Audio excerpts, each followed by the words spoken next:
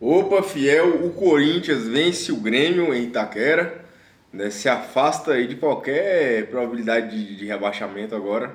Fica muito difícil do Corinthians se aproximar novamente lá de baixo. Mas antes de falar sobre esse jogo, o Corinthians jogou bem, venceu sem sustos. Eu quero pedir para que você deixe o like, se inscreva no canal, dê essa moral para um corintiano que ama o clube. Então, fiel, o Coringão venceu mais uma partida, segunda vitória seguida. Dois confrontos diretos, né? Primeiro confronto direto ali foi contra o Vitória, que foi um jogo de 6 pontos na ocasião. Se o Corinthians perde aquele jogo, ficaria apenas 2 pontos da zona, mas ele ganhou do Vitória. É, Abriu uma diferença boa já e hoje ganha do Grêmio e com certeza aí se afasta mais ainda. O Grêmio que estava ali logo abaixo do Corinthians, se eu não me engano. Não, no começo da rodada eu acho que o Grêmio estava à frente do Corinthians por critérios de desempate.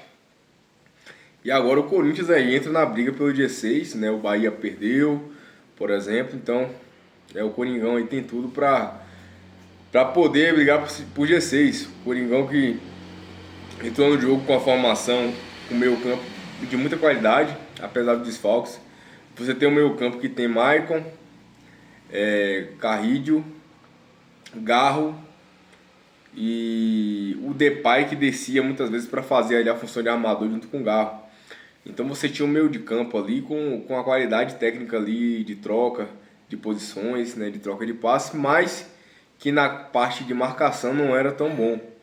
Tanto que podemos dizer que o Corinthians iniciou o jogo jogando bem, tocando bola, né? Tendo boas jogadas ali com esses jogadores, mas defensivamente, principalmente após os 35 minutos do segundo tempo, 30 minutos ali, o Grêmio começou a assustar muito o Corinthians. Porque defensivamente esses caras não vão tão bem. O Garro não tem característica de marcação. O Maicon, apesar de ser um volante, é um cara que marca muito pouco. O Carrídio não marca tanto. Então ficou ali realmente um, uma espécie de deficiência ali na marcação do Corinthians. Mas o Coringão conseguiu abrir o placar, né? Conseguiu abrir o placar ali com o Gustavo Henrique, é um cara que vai muito bem na bola aérea, é um jogador muito importante para o Corinthians no ano, tá? Gustavo Henrique. Claro que tem os gols, mas também na parte defensiva ele está indo muito bem. Então é realmente um jogador que está representando com a camisa do Corinthians. Cruzamento do Garro, o Garro que hoje foi bem. Hoje eu vi o Garro ter lampejos daquele Garro participativo, decisivo no Corinthians.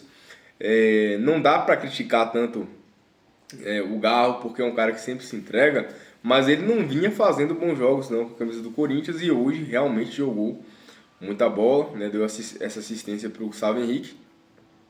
Só que a partir daí, como eu falei, o time do Corinthians foi cansando ali, né? E o Grêmio foi para cima, né? O Carrídio não está bem fisicamente ainda, vem voltando agora de uma lesão ligamentar no tornozelo, se recuperou até rápido, mas fisicamente ele precisa de mais tempo para ter mais fôlego. Deu 35 do primeiro tempo ali, ele já não estava mais acompanhando os caras, né? Já ficou essa deficiência na marcação e o Grêmio aproveitou, né? Que o Corinthians não tinha Ranieri, não tinha Marquinhos no meio campo, são caras que marcam. O Bidon não é tão marcador assim, mas é um cara jovem que corre, né? E criou algumas chances. Mas o Corinthians ali alfinetava nos contra-ataques e conseguiu fechar ali o primeiro tempo com 1-0. E no segundo tempo, o Grêmio tentou apertar mais ali a marcação, tentou propor, só que o Grêmio também não conseguiu fazer muita coisa não. O Corinthians não teve tantos sustos hoje para ganhar o jogo, né?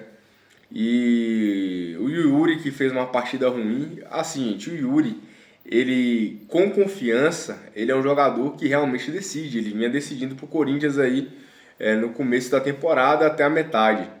Só que depois que ele lesionou a costela, eu acho que o problema nem foi a lesão, o problema foi aquele lance contra o Flamengo lá que ele fez aquela besteira que ele fez. A gente viu o Pato, né, ser escrachado do Corinthians, o Pato que até então era uma estrela mundial, que vinha do Milan, badalado.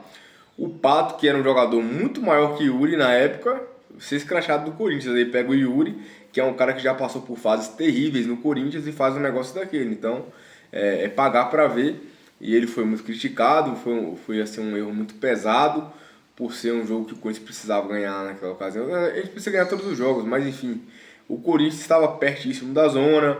Era um jogo contra o Flamengo, que é um time estrelado. Se você tem uma oportunidade daquela, você tem que guardar, né? E aí perdeu os gols, enfim. Foi uma bola de neve, fez o gol naquele jogo, mas a gente sabe que o erro do pênalti pegou muito ali, ficou muito pesado. E de lá pra cá ele vem com confiança baixa. Aí o Corinthians coloca o Guinegão ali com intensidade, acho que foi o primeiro lance dele, aperta a marcação ali, e nesse aperto de marcação os jogadores do Grêmio se bananam na saída de bola e sai o pênalti pro Corinthians. Aí se você tem o Depay é o cara mais caro aí do Brasil, talvez junto com o Neymar. Não, na verdade recebe um pouco menos que o Neymar, mas enfim, é o cara mais caro, é o camisa 10, é o nome, ele tinha que bater aquele pênalti, né? Ele foi, bateu bem, converteu, bateu com seriedade e ali sacramentou a vitória. O Grêmio criou um pouquinho depois, teve uma bola na trave, uma cabeçada na trave, mas era fim de jogo e o Corinthians ali já estava ganhando por 2-0, então não iria mudar tanta coisa. Se sai o gol e assim se encerra o jogo com o Corinthians ganhando por 2-0, sem muito susto, sem muita complicação. Saldo positivo, o Bidu jogou muita bola. O Bidu que é um cara que eu já critiquei muito aqui, né? É um cara que realmente me surpreendeu muito, principalmente nesse ano. Tá jogando muita bola, tá tendo consistência. Que a gente poderia, antigamente a gente até via alguns lampejos do Bidu jogando bem, uma partida ou outra. Só que aí depois ele fazia alguma merda. Não, passava outro jogo e ele fazia outra merda. Só que dessa vez eu tô vendo o Bidu jogar muita bola. Eu tô vendo o Bidu ele ter a consistência de jogar várias partidas bem. Então e tá sendo uma válvula de escape muito importante pela esquerda. Então eu tenho que destacar o Bidu aqui. Tenho que destacar também o Garro, como eu já falei no começo do vídeo. Jogou bola, jogou com intensidade, participou, né?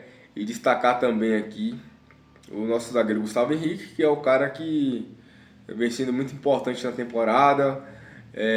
Um zagueiro muito seguro, um zagueiro alto, que é importantíssimo. A gente vê aí tanto as bolas aéreas defensivas quanto as bolas aéreas ofensivas. Ele faz total diferença. E agora é preparar esse time para ele se encorpar no brasileiro. Claro que a gente ainda almeja chegar numa Libertadores no Brasileirão, chegar numa Libertadores, enfim, ainda dá. O Corinthians ali começa a brigar pela parte mais alta ali da tabela, agora começa a brigar por pré-Libertadores ou Libertadores, já deixa ali a zona de rebaixamento como uma briga, já passa a olhar mais pro alto, né? Só que nosso foco como torcedor, e eu acho que eu tô falando aqui pela maioria, a maioria tá focada na Copa do Brasil, velho, que é onde nós estamos perto aí do título, passar pelo Cruzeiro e pegar o Grêmio ou o Vasco na final. Então é um título possível, é o título que a gente briga no ano.